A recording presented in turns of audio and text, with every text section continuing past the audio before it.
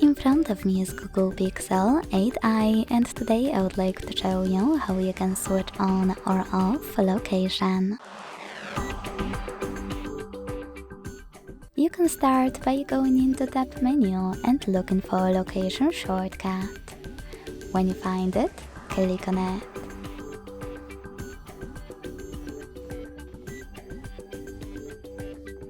If you can't find it here, you need to edit your Tap menu by clicking on this pen at the bottom right corner.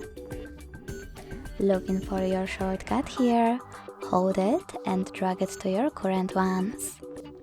Then let go, go back, and finally hit your shortcut. If you see this kind of pop-up, you need to select Close to disable location. So when I go back, as you can see, location is off. To switch it back on, hit the same shortcut again. You can also go into Settings, scroll down and tap on Location section.